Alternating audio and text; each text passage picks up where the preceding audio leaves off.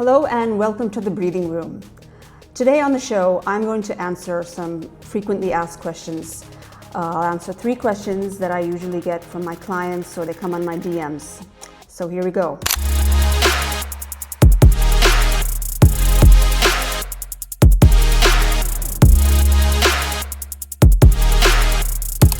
The first one is, what is Ozempic and should I go on it?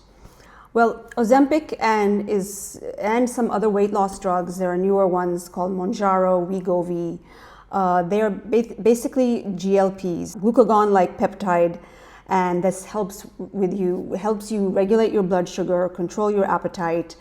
And obesity is a problem in these days, and it's a complex issue. And so these drugs are meant to help those people that do have obesity and help them get to an ideal weight.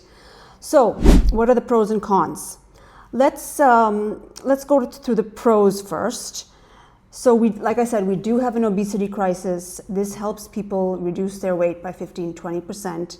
And by doing this, they help other health outcomes. Obesity causes many chronic diseases such as heart disease, diabetes, arthritis, even some cancers. So reducing your weight will help some of these health outcomes. It helps with your appetite. You do reduce your appetite. You have that under control. And then you do not have to get surgery. It's an alternative to bariatric surgery. So these are the pros of these weight loss drugs.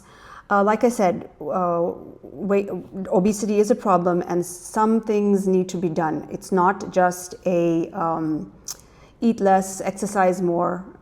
It's much more. It's much deeper than that.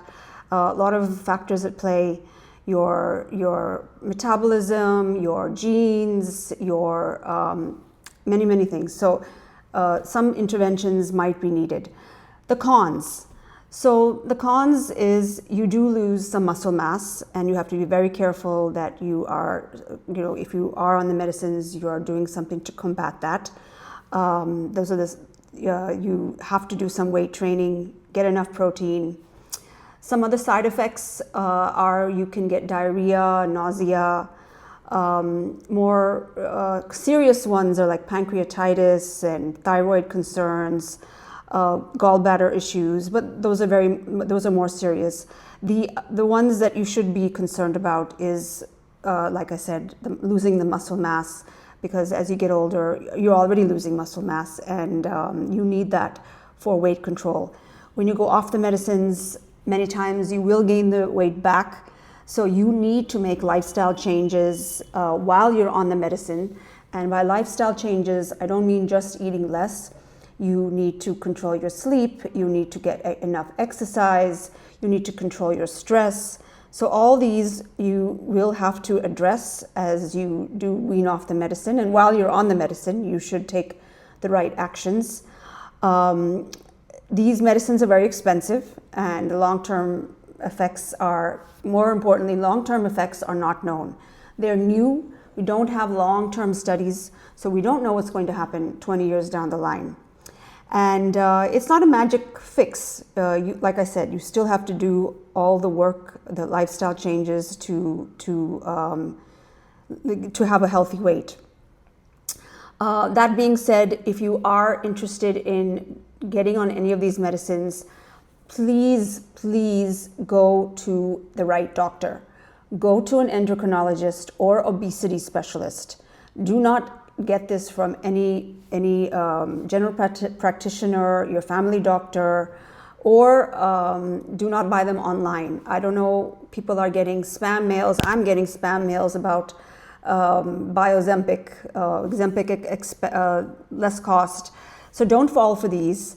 Do try the lifestyle changes first. And anyway, you'll be having to do the lifestyle changes. So keep that in mind when you're thinking about Ozempic, but now you know all the pros and cons. Second question, what is an anti-inflammatory diet and does it work?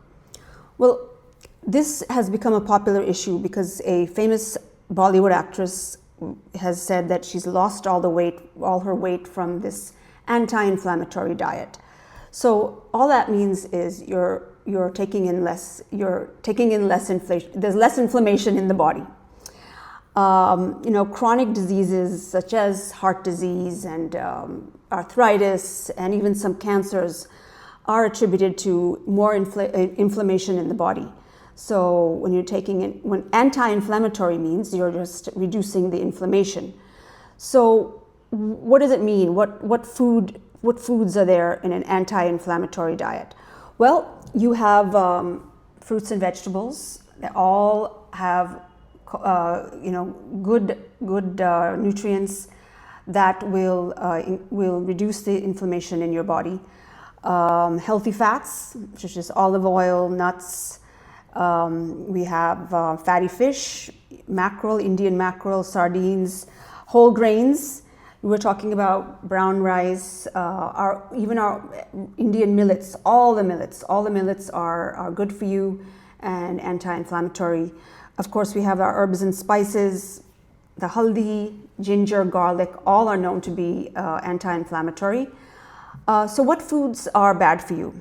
Okay, everybody knows that the ultra-processed food, the chips and the cookies that you buy in the grocery store, the fast foods, McDonald's, Pizza Hut, Kentucky Fried Chicken, all are inflammatory foods.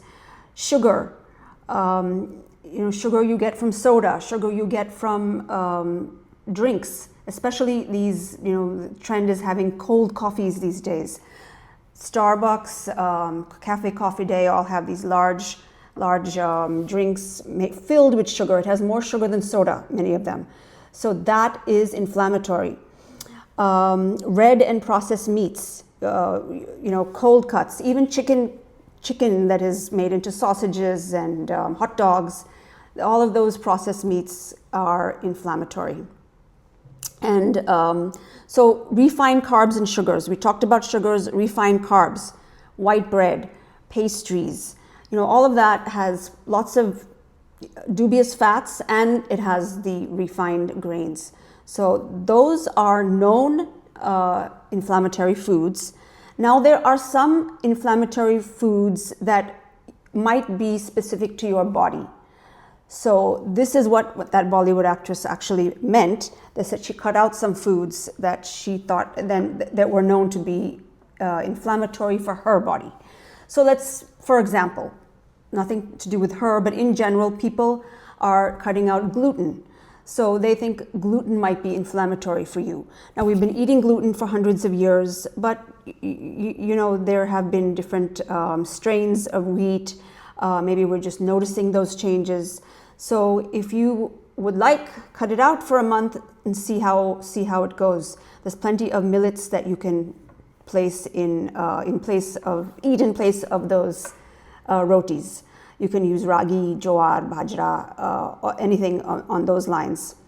So see how that works. It might make you feel better to be off gluten. The second thing is dairy. The milk and cheese, the paneer and dahi that we've been having now is very different from what our grandfathers used to have. It's processed, it's adulterated. So that could also be affecting your immune system through this inflammation. So cut that out, see how it goes, and if it's your body's feeling better, your skin is looking better, your gut is feeling better, maybe that is something you need to make a permanent change. Now that said, you still need to be wary of calories. Weight management is much more than just cutting out these foods. You still need to take a control over your exercise, your sleep, your stress. All that will affect your weight. So keep that in mind, and when you are thinking of cutting out these foods, but do cut out all the inflammatory foods. And the third question that I get asked very often is, am I getting enough protein? Are Indians deficient in protein? Yes, unfortunately, as a whole, we are deficient in protein. Nearly 70% of us do not get enough protein. The average that you should be getting is 0.8 to 1 gram per kg of your weight, but people are not getting enough of that. So why is this? Traditional Indian diets are carb heavy. We're just having more carbs, more on the plate. Even our dals are 80% carbohydrates. And think about it, much of the population is eating out, and they might be taking a tiffin or dabba from home. What's in that tiffin? Most of the time, it is a roti and a sabji. So that is not a balanced diet. It does not give you any protein. So that's one of the reasons that people aren't getting enough protein. Awareness about that. When you think, sabji is healthy, vegetables are healthy, that and chapati should be good enough.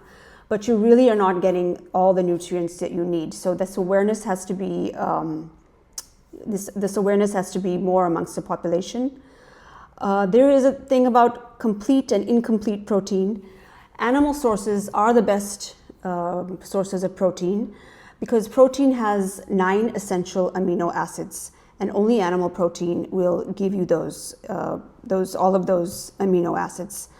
So how does a vegetarian get the right protein? It is a cumbersome to think and get it all. You really have to make an effort, and you have to have a balanced 3 meals to get all the protein that you need. And protein-rich sources, vegetarian sources are paneer, which is high fat. You shouldn't have too much of it. All soy products like tofu, tempeh, soy milk, nuts and seeds. But how much of these can you eat? So you really have to make an effort. The dals, of course, the dals and rajma, chole, the pulses also have protein. But again, all of them are only 20% protein. So what is a complete protein? What can we do to get a complete protein? Vegetarians do. Well, luckily in our food culture, we do have this mix of roti and dal, or chawal and chole or rajma, idli, sambar. When you mix this, when these are mixed, it becomes a complete protein. A few other complete proteins in the vegetarian diet, like I said, is soy. We have quinoa. Quinoa is a complete protein, but it's not native to India. Buckwheat, or kuttu as is known in the north, is a complete protein. So that is something you can get. Hemp seeds, chia seeds, you can add these to your salads, chapatis, and that is also a complete protein. So in conclusion, Indian vegetarians can meet their needs of protein, but you have to make quite an effort. You have to make sure you're eating the dals, everything is balanced, 3 meals a day, enough of dals and maybe soy and the dairy. If you feel you cannot do this, protein supplements are in plenty. Make sure that you are getting one of a good source and get enough protein. So those are the 3 questions. If you have any questions, please reach out to me. You can DM me at rita.date on Instagram and send me any of your questions. And every week I will be answering a few. Thank you.